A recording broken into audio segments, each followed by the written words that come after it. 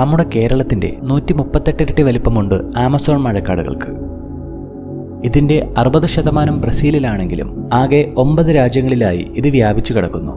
അതായത് സൗത്ത് അമേരിക്കയുടെ 40% ആമസോൺ മഴക്കാടുകളാണ്. ലോകത്തെ ഏറ്റവും കൂടുതൽ ജന്തു സസ്യജാലങ്ങളുള്ളതും ഇവിടെയാണ്.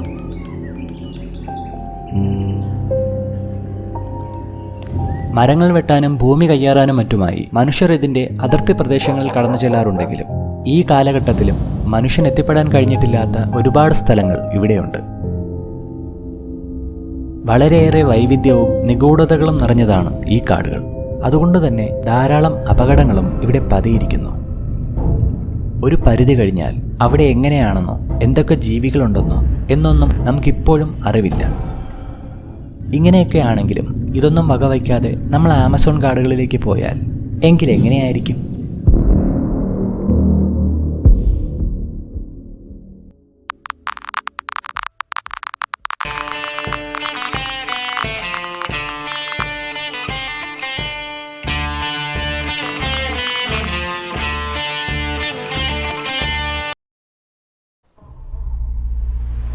ആമസോൺ കാടുകളിലേക്ക് പ്രവേശിച്ചാൽ മനോഹരമായ ഒരുപാട് കാഴ്ചകൾ നൽകുന്നുണ്ടെങ്കിലും പ്രകൃതിയുടെ ഒരു ഡാർക്ക് സൈഡിനെയാണ് നമ്മൾ ഇനി അങ്ങോട്ട് നേരിടാൻ കിടക്കുന്നത്.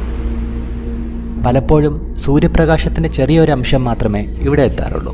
അത്രത്തോളം മരങ്ങൾ കൂട്ടമായി തിങ്ങി നിറഞ്ഞാണ് ഇവിടെ കാണപ്പെടുന്നത്. സഞ്ചരിക്കാൻ ഒരുപാട് ദൂരമുണ്ട്. ഉള്ളിലേക്ക് കടന്നാൽ കൃത്യമായ ഒരു വഴിയില്ലാത്തതുകൊണ്ട് ചില്ലകൾ വെട്ടിമാറ്റിയും വലിയ മരങ്ങളുടെ വേരുകൾ കടന്നുമൊക്കെയാണ് മുന്നോട്ട് സഞ്ചരിക്കേണ്ടത്.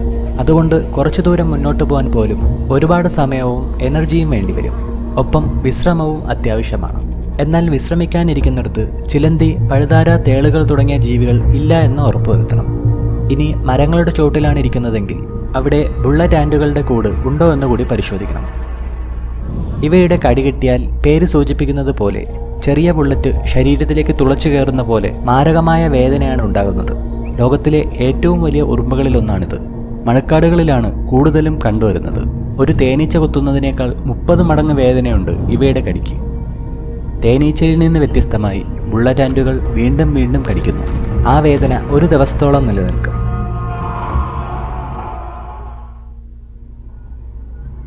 ഇനി ഭക്ഷണത്തിൻ്റെ കാര്യം.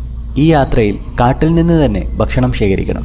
ഇത്രയും വലിയ വനത്തിൽ കായ്കനികൾ ചിലപ്പോൾ ഒരുപാട് കാണാൻ കഴിയുമെങ്കിലും അതിലേതാണ് ഭക്ഷ്യയോഗ്യമായത് അല്ലാത്തത് എന്ന് തിരിച്ചറിയാൻ പ്രയാസമാണ്. ആഹാരത്തേക്കാൾ പ്രധാനമാണ് വെള്ളം. മഴക്കാടുകളായതിനാൽ വെള്ളത്തിന് വലിയ ബുദ്ധിമുട്ടുകൾ ഉണ്ടാവില്ലായിരിക്കും. എന്നാൽ നദികളിലും കുളങ്ങളിലുമൊക്കെ ഇറങ്ങുമ്പോൾ ഒന്ന് സൂക്ഷിച്ചില്ലെങ്കിൽ അവിടെയുമുണ്ട് അപകടം. ആമസോണിലെ ഏറ്റവും പ്രശസ്തമായ മത്സ്യങ്ങളിലൊന്നാണ് പിരാനകൾ. പിരാനകൾ ഒരുപാട് തരത്തിലുണ്ടെങ്കിലും അതിൽ ചിലർ വളരെ അപകടകാരികളാണ്.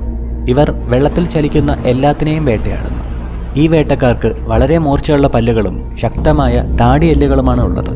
വിശന്നിരിക്കുന്ന സമയത്ത് ഇവരുടെ ഇടയിലേക്ക് ഇരയെ കിട്ടിയാൽ നിമിഷ നേരം കൊണ്ട് കൂട്ടമായി എത്തി അവയവങ്ങളിൽ നിന്ന് മാംസം കടിച്ചെടുത്ത് അവിടെ എല്ലുകൾ മാത്രമാക്കുന്നു. ആമസോണിൽ ശുദ്ധജലത്തിൽ കാണപ്പെടുന്ന മറ്റൊരു തരം അപകടകാരിയാണ് ഇലക്ട്രിക് ഈലുകൾ. ഇവർ പ്രധാനമായും ശത്രുക്കളെ ഓടിക്കാനും ഇരപിടിക്കാനും മറ്റുമാണ് ശരീരത്തിലെ വൈദ്യുതി ഉപയോഗിക്കുന്നത്. മുതലകളെപ്പോലും വൈദ്യുതി ഷോക്ക് ഏൽപ്പിച്ചോടിക്കാൻ ഇവർക്ക് കഴിയും. കഴിഞ്ഞ വർഷങ്ങളിൽ ആമസോണിൽ നിന്ന് കണ്ടെത്തിയ ഒരുതരം ഇലക്ട്രിക് ഈലുകൾക്ക് 860 വോൾട്ട് വൈദ്യുതിയാണ് ശരീരത്തിൽ നിന്നും ഒരു തവണ പുറപ്പെടുവിക്കാൻ കഴിഞ്ഞിട്ടുള്ളത്.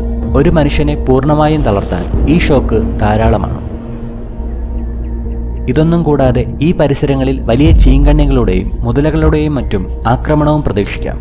ആ കൂട്ടത്തിലെ ഏറ്റവും വലിയ വേട്ടക്കാരനാണ് ബ്ലാക്ക് കെയ്മൻ. 13 അടി വരെ നീളത്തിൽ വളരുന്ന ഇവർക്ക് 300 കിലോയോളം ഭാരവുമുണ്ടാവും. മത്സ്യങ്ങൾ, ആമകൾ, തവളകൾ തുടങ്ങിയവയാണ് ആഹാരമെങ്കിലും തൻ്റെ പരിധിയിൽ വരുന്ന എല്ലാത്തിനെയും ഇവർ ആക്രമിക്കുന്നു, മനുഷ്യരെപ്പോലും. കാടുകളിൽ പൊതുവെ ഒരുവിധം എല്ലായിടത്തും പ്രതീക്ഷിക്കാവുന്ന ഒരു കൂട്ടരാണ് പാമ്പുകൾ. ആമസോണിലും പലതരത്തിലുള്ള വിഷപ്പാമ്പുകളുണ്ട്. അതിലൊന്നാണ് ഐലാഷ് വൈപ്പർ. ലോകത്തിലെ ഏറ്റവും മനോഹരമായ പാമ്പുകളിലൊന്നാണിത്. വലിപ്പത്തിൽ ചെറുതാണെങ്കിലും ഈ പാമ്പുകളുടെ കടിയേറ്റാലുടനെ കടുത്ത വേദനയും നീർവീക്കവും ഉണ്ടാകാം. ഇവയുടെ വെനം ഹൃദയത്തെയും കേന്ദ്ര നാഡീവ്യവസ്ഥയെയും ബാധിക്കുന്നു. ഉടനെ ചികിത്സ തേടിയില്ലെങ്കിൽ അവസ്ഥ വളരെ മാരകമാവാം. പിറ്റ് വൈപ്പർ വിഭാഗത്തിൽപ്പെട്ട ഈ പാമ്പുകൾ ആമസോണിൽ പൊതുവെ മരച്ചില്ലകളിലും ജലസ്രോതസ്സുകളുടെ സമീപത്തുമൊക്കെയായി കാണപ്പെടുന്നു. ഇനി വിഷമില്ലാഞ്ഞിട്ട് പോലും ഇവിടുത്തെ ഏറ്റവും വലിയ അപകടകാരികളിലൊന്നാണ് അനാക്കോണ്ടകൾ. പൊതുവെ മത്സ്യങ്ങൾ, മാൻ, ചീങ്കണ്ണി തുടങ്ങിയ ജീവികളെ ആഹാരമാക്കുന്ന ഇവർ തരം കിട്ടിയാൽ കടുവകളെ പോലും ആക്രമിക്കുന്നു. ഇനി മനുഷ്യരുടെ കാര്യം പ്രത്യേകം പറയണ്ടല്ലോ. ഇരയെ വരിഞ്ഞു മുറുക്കി കൊന്ന ശേഷം അവയുടെ വലിപ്പം പോലും കണക്കിലെടുക്കാതെ പൂർണ്ണമായും വിഴുങ്ങുന്നു.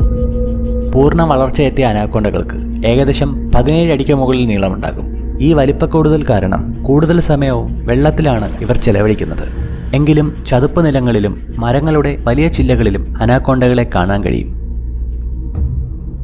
ഇങ്ങനെയൊക്കെയാണെങ്കിലും പുരാതന കാലം മുതൽ തന്നെ ആമസോൺ വനങ്ങളിൽ മനുഷ്യർ താമസിച്ചിരുന്നു. ഇപ്പോഴുമുണ്ട് വ്യത്യസ്തങ്ങളായ ആചാരങ്ങളും വിശ്വാസങ്ങളുമുള്ള പലതരം ട്രൈബുകൾ. അതിൽ ആധുനിക മനുഷ്യരോട് സഹകരിക്കുന്ന കാടിന്റെ അതിർത്തി പ്രദേശങ്ങളിൽ താമസിക്കുന്ന ഗോത്രവർഗ്ഗക്കാരും ആധുനിക മനുഷ്യരെ പേടിയോടെ കാണുന്നവരുമുണ്ട്. എന്നാൽ ഉൾക്കാടുകളിൽ പുറം ലോകത്തെക്കുറിച്ചൊന്നും ഒരു ധാരണയുമില്ലാത്ത നരഭോജികളായ ഗോത്രവർഗ്ഗക്കാരും ഉണ്ടെന്ന് പറയപ്പെടുന്നു. ഇവിടെ ഇവരുടെ പോലും പേടി സ്വപ്നമാണ് ചില വലിയ പൂച്ചകൾ. അതിലേറ്റവും അപകടകാരിയാണ് ജാഗ്വർ. മഴക്കാടുകളിൽ ജീവിക്കാൻ ഇഷ്ടപ്പെടുന്ന ഇവർ പൊതുവെ രാത്രിയിലാണ് വേട്ടയ്ക്കിറങ്ങുന്നതെങ്കിലും ആമസോണിൽ ഇവർ പകലും സജീവമാണ്. കടുവയ്ക്കും സിംഹത്തിനും ശേഷമുള്ള ഏറ്റവും വലിയ പൂച്ചവർഗമാണ് ജാഗ്വർ. വളരെ കരുത്തുറ്റ മാംസപേശികളുള്ള ജാഗ്വറുകൾക്ക് ഒരു മനുഷ്യനെ കൊല്ലുന്നത് വളരെ എളുപ്പമാണ്. കൂടാതെ വലിയ ഇരകൾക്കാണ് ഇവർ മുൻഗണന കൊടുക്കുന്നത്. ഈ യാത്രയിൽ നമുക്ക് നേരിടാൻ ഇനിയും കഷ്ടതകളുണ്ട്. ലോകത്തെ ഏറ്റവും കഠിനമായ വിഷമുള്ള ചിലന്തികളിലൊന്നായ ബ്രസീലിയൻ വാൻഡ്രീൻ സ്പൈഡറുകളും, കണ്ടാൽ വളരെ മനോഹരമായി തോന്നുകയും തൊലിയിൽ മാരകമായ വിഷമുള്ള തവളകളും, പേവിഷം പരത്തുന്ന വാമ്പയർ വവ്വാലുകളും, മലേറിയ, മഞ്ഞപ്പനി, നൈൽ വൈറസ് തുടങ്ങിയ രോഗങ്ങൾ പരത്തുന്ന കൊതുകുകളും തുടങ്ങി പറഞ്ഞാൽ തീരാത്തിടത്തോളം അപകടങ്ങൾ ഒരുപാടുണ്ട്. എന്നാൽ ഈ പറഞ്ഞ കാര്യങ്ങളെല്ലാം മനുഷ്യന് ചെന്നു കയറാൻ കഴിയുന്ന ഒരു പരിധിയിൽ നിന്ന് മാത്രം കണ്ടെത്തിയിട്ടുള്ള കാര്യങ്ങളാണ്. അതിനപ്പുറത്തേക്ക് എങ്ങനെയാണെന്നോ അവിടെ എന്തൊക്കെ തരം ജീവികളുണ്ടെന്നോ മറ്റും ഇപ്പോഴും പൂർണ്ണമായും കണ്ടെത്താൻ കഴിഞ്ഞിട്ടില്ല. ഈ പറഞ്ഞ പരിധിക്കപ്പുറത്ത് ഭീമാകാരനായ അനാക്കോണ്ടയെ കണ്ടുവെന്നും, എന്നാൽ അത് അനാക്കോണ്ടയല്ല, കോടിക്കണക്കിന് വർഷങ്ങൾക്ക് മുമ്പ് ഭൂമിയിൽ ജീവിച്ചിരുന്ന ടൈറ്റനോബോവ എന്ന രാക്ഷസ പെരുമ്പാമ്പാണത് എന്ന് വിശ്വസിക്കുന്നവരുമുണ്ട്. വീഡിയോ ഇഷ്ടപ്പെട്ടെങ്കിൽ ലൈക്ക് ചെയ്യുക, ചാനൽ സബ്സ്ക്രൈബ് ചെയ്യുന്ന കാര്യം പരിഗണിക്കുക.